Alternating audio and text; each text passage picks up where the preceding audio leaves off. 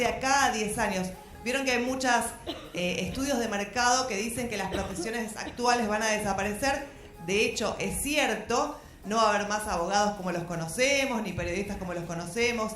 Todo se va a focalizar más en un contenido mucho más específico. Pero aquí tenemos un experto, que es nuestro colega, John Zweig. Vamos a presentar su charla robótica, la era de la innovación disruptiva. ¿Cuáles son las perspectivas para los próximos 10 años?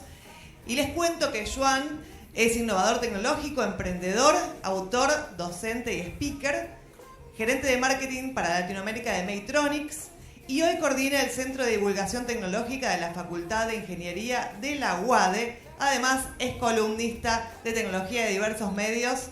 Bienvenido, Joan. Un fuerte aplauso para él.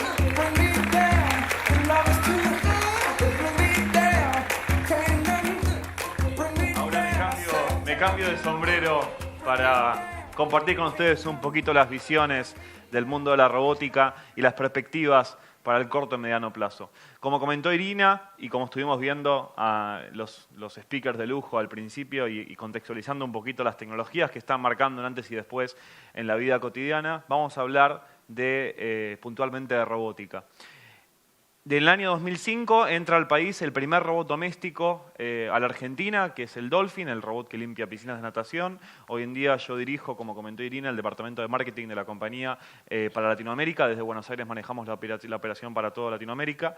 Y además, en los últimos años trabajé mucho creando empresas y ONGs vinculadas a estas tecnologías que estamos conversando. Así que las ideas es un poco hablar acerca puntualmente de cómo llegamos al punto actual a nivel tecnológico, y para hablar para poder empezar a entender esto, y son conceptos que también en la conferencia anterior estuvieron viendo, tenemos que ir desde el punto de partida de la evolución biológica versus la evolución de la tecnológica de por sí.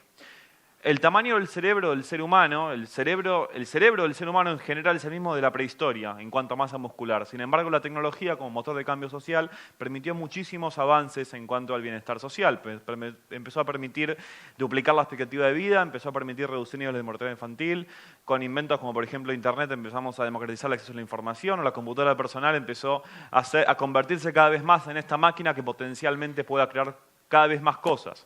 Y en los últimos 30 años, para contextualizar, tuvimos cambios muy profundos y en comparación o proporcionalmente fueron mucho más profundos que en los últimos 200 años de historia de la humanidad. Entonces, por ejemplo, esta es una imagen muy famosa de la Asunción del Papa del 2005 versus la Asunción del Papa del 2013. No voy a entrar en detalle acerca de cuál es la importancia que hoy en día tiene los teléfonos celulares hoy en día en la vida cotidiana de nosotros, e Internet cada vez más se posiciona como nuestro escenario a nivel social, a nivel laboral también. Industrialmente, como estuvimos viendo en las conferencias pasadas, también el mundo cambió muchísimo.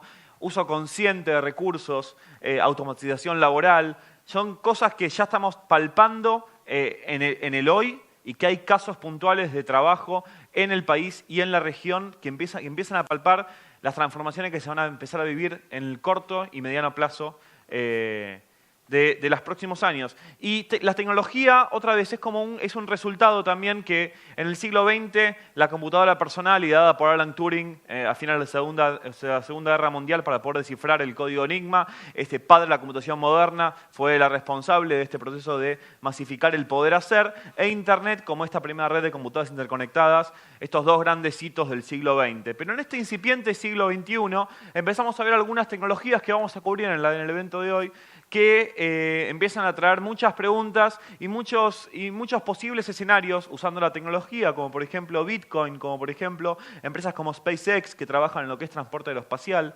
Pero puntualmente, para empezar a hablar de robótica brevemente, tenemos que hacer también un cambio de pensamiento a la hora de empezar a aplicar estas tecnologías en nuestra vida cotidiana, en nuestros modelos de negocios, en las empresas que gestemos en un futuro. Entonces, les voy a dar un ejemplo, me parece que es interesante. Este, por ejemplo, es la Ferrari, es uno de los modelos más caros de la compañía. Va de 0,100 km por hora en 2,6 segundos y ronda el $1,500,000 aproximadamente. En mayo del año pasado, Tesla anunció el SP90D, que va de 0,100 km por hora en 2,6 segundos a $88.000. Es decir, de $88.000 a $1,500,000 con la misma performance técnica. Hoy en día los analistas financieros proyectan que Ferrari, la verdad que tiene un cambio grave en cuanto a visión estratégica. y ellos creen que la idea de un motor, de un vehículo de su compañía sin motor a combustión es una escena casi obscena. Estas palabras de Sergio Machón, el board director. Pero bueno, es un cambio de pensamiento, también pensando que el mercado actual y los chicos que nazcan de ahora en más están naciendo chicos que no van a manejar más vehículos hoy en día. ¿Por qué? Por los vehículos parcialmente autónomos y autónomos por completo. Y en este proceso de transformación, pensemos en las millones de personas que trabajan manejando vehículos. Entonces sí, va a haber una reconversión laboral muy fuerte. O estamos viendo en un mundo también que Bill Gates en marzo de este año anunció que según él deberían tributar impuestos los robots que quiten empleos directamente. Son procesos de transición. Otro analista europeo keynesiano que anunciaba que según él deberíamos ralentizar la automatización laboral. Son grises que se van gestando, que son interesantes de empezar a ver cómo se va, o cosas también, quizás que son hasta bastante más polémicas. Un ingeniero chino se casó con un robot que él mismo construyó. Entonces, son cosas que hoy en día ya estamos viviendo, ya estamos palpando, que nos parecen a veces creepy, que nos parecen graciosas, pero la verdad que son grises que nos empiezan también a proyectar un poco el mundo que se viene. Y una de las conclusiones que empezamos a notar es que la tecnología avanza a ritmos exponenciales y muy por detrás viene la vida real. Las realidades a nivel social, las realidades a nivel económico, las realidades a nivel políticas. Entonces tenemos ahí una primera brecha que tenemos que empezar a aprovechar. Y vamos a hablar un poquito más puntualmente acerca del mundo de la robótica. Como les comenté, yo hoy en día dirijo y me especializo en robótica doméstica puntualmente desde el lado del sector comercial. Y en la robótica hay polémicas, hay algunos analistas que tienen polémicas muy fuertes alrededor de la robótica. Es uno de los paraguas tecnológicos que promete cambiar de manera más abrupta la industria, tanto comercial como residencial en el corto y mediano plazo, en el país también. Y para hablar de lo que es un robot, vamos primero a tratar de definir lo que es un robot, que Ale también en su conferencia, en la conferencia pasada también dio algunas aproximaciones, pero a mí me gusta comparar un robot con el ser humano. Entonces nosotros como seres humanos sentimos mediante estímulos, procesamos mediante nuestra unidad central de procesamiento, que es el cerebro, y actuamos mediante el cuerpo. La robótica siente mediante sensores, procesa mediante procesadores, sensores y procesadores cada vez más chiquitos, cada vez más inteligentes, cada vez más autodidactas, y actúa mediante patrones de hardware o software. Lamento informarles que la robótica morfológicamente no es parecida en su gran mayoría a Arturito y Robotina. Morfológicamente tienen formas determinadas para hacer una tarea en forma puntual. Pero hoy en día, por ejemplo, como robot domésticos, uno puede tener un robot que limpia una pileta, que aspira una casa, que corta el pasto, que limpia la ventana, que limpia la parrilla o hasta nos sirve de mascota.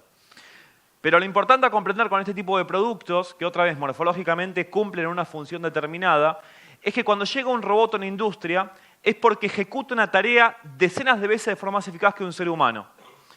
Lo mismo pasa con los autos autónomos en general, que también a nivel de performance técnico y a nivel de ratios de eficacia son mucho más eficaces que un ser humano de por sí.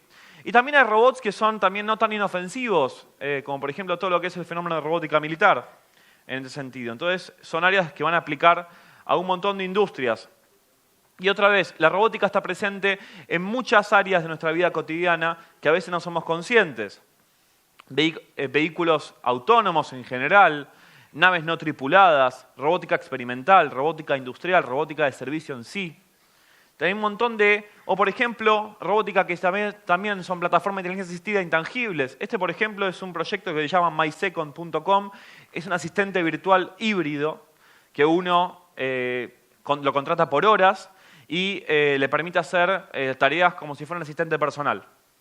Entonces, por ejemplo, yo le puedo pedir a MySecond, que uno le puede llamar como uno desee, por mail o por WhatsApp, le puedo pedir, necesito que me consigas una cotización de 10 proyectores para un evento en Palermo en tal fecha, y se va a comunicar va a buscar los proveedores, se va a comunicar con los proveedores, va a recibir la información, la va a ordenar en tiempos mucho más chicos y con ratios de eficacia más grandes. También tenemos proyectos que a veces son aún más creepy, como por ejemplo Ethernet.me. Ethernet es una red social que se proyecta que se va a lanzar para consumidores finales el año que viene, que lo que hace es recopilar todas las huellas digitales que nosotros dejamos presentes en Internet. un me gusta que ponemos, un me gusta que sacamos, un amigo nuevo que agregamos, un amigo nuevo que eliminamos, una foto que tomamos, un hashtag que agregamos, una mención en un motor de búsqueda cuando salimos. Y lo que hace esa plataforma, que hoy en día está en beta cerrada para desarrolladores, es cuando esa persona fallece, genera un avatar virtual para poder seguir hablando con tu familia, amigos, pareja, etcétera, etcétera, etcétera. Este tipo de servicios son servicios que también censan, procesan y operan a partir de las variables que van aprendiendo. Y también por este motivo, y que seamos conscientes que todos nosotros estamos muy cerca de ser inmortales tecnológicamente. ¿Por qué? Porque nosotros, no sé si alguna vez alguno hizo el ejercicio de googlearse a uno mismo. Entonces le aparece la cantidad de resultados de su nombre. Esos resultados son como pequeños tatuajes que nosotros tenemos presentes. Esos tatuajes van a perdurar mucho más que nuestro cuerpo en la vida cotidiana. Esos tatuajes van a perdurar mucho más. Entonces, ese tipo de proyectos que a veces nos parecen creepy, pero la perspectiva para los próximos años, los que estemos sentados en la sala, vamos a tener la posibilidad de poder ser inmortalizados de cierta forma, porque vamos a ser inmortalizados por un sistema binario todavía, mediante un sistema informático en general. Después hay predicciones que a veces son polémicas y otras son de consultoras también muy relevantes, como por ejemplo Gartner dice que para el 2025 el 30% de las tareas que hoy en día son realizadas por seres humanos van a ser reemplazadas por robots y que 4 años más tarde, para el 2029, el nivel de inteligencia de la robótica va a superar el nivel de inteligencia del cerebro del ser humano. Lo que pasa hoy en día es que la barrera es que todavía no tenemos claramente una visión de cuál es la capacidad de interconexión del cerebro humano. Eso es una barrera que tenemos hoy en día que todavía es sortear para poder replicarla en un entorno informático. Entonces, algunas preguntas que surgen a partir de todo este paraguas pueden ser cómo adaptarnos, cómo anticiparnos, cómo empezar a enfrentar las grandes crisis globales usando esta información, o qué habilidad desarrollar. Entonces, podemos tener una postura más apocalíptica y creer que nos vamos a quedar desempleados, pero la pregunta sería, y a mí me gusta reconvertirla, decir, ¿qué habilidades tenemos que empezar a desarrollar para poder convivir con máquinas más inteligentes? ¿Qué habilidades tenemos que empezar a desarrollar para convivir con máquinas más inteligentes? Y las habilidades vinculadas a la creatividad, al cruce creativo de información, al análisis de la información, al manejo de equipos, las habilidades más humanas van a seguir estando de la mano de los humanos, por lo menos en el corto y mediano plazo. Entonces, en los próximos años vamos a ver cambios muy profundos, vamos a ver desaparecer el dinero en soporte de papel, vamos a ver plataformas que buscan disminuir la brecha de participación ciudadana o la brecha de participación democrática en general. Vamos a ver una transformación muy grande de la terminación del cierre de los medios en soporte de papel. Vamos a tener la posibilidad de andar o de poseer un vehículo autónomo, un vehículo que no lo conduce nadie. Vamos a ver una reconversión que la verdad que hace muchos años en la historia de la humanidad no se ve de manera tan abrupta estos cambios que se gestan. Y otra vez, y a veces yo trato de ser muy crítico de la tecnología y tomarla realmente como una herramienta, como un instrumento que favorece el bienestar y que tiende a favorecer el bienestar de nuestras familias, ciudades, regiones en general. Pero otra vez, la ciencia ficción y la filosofía hace predicciones todo el tiempo de estos fenómenos. Y la verdad que es interesante empezar a ver, y hay muchos autores en muchas películas que lo que hacen es proyectar, pero ¿hasta dónde es una máquina? ¿Hasta dónde es un ser humano? ¿Cómo son los límites éticos de la adopción de estas tecnologías en ese sentido? Con las ciudades inteligentes pasa esto muchísimo, con la robótica también. Pero claramente vamos camino a se van a generar nuevos empleos, se van a transformar empleos existentes. Vamos a incorporar cada vez más naturalmente estas tecnologías y vamos realmente a ver un surgimiento de la robótica. Hoy en día estamos realmente en un pico de expectativas muy grande acerca de la adopción de la robótica en la vida cotidiana. Y la verdad que, otra vez, yo les quiero dejar que el mensaje de que la robótica está transformando paradigmas culturales, económicos y políticos. Y la adopción de la robótica, tanto de manera tangible o intangible, todos interactuamos con robots a diario, vamos a interactuar cada vez más con robots, todo el tiempo. El 90% de los robots que hoy en día existen son intangibles. Hoy en día existen alrededor de 25 millones de unidades robóticas de industria y de servicio alrededor del mundo. Entonces, sigamos apostando a generar habilidades y a difundir, adoptando estas tecnologías de manera crítica para realmente pensar en un futuro y un bienestar mejor para todos nosotros, familias, ciudades y regiones.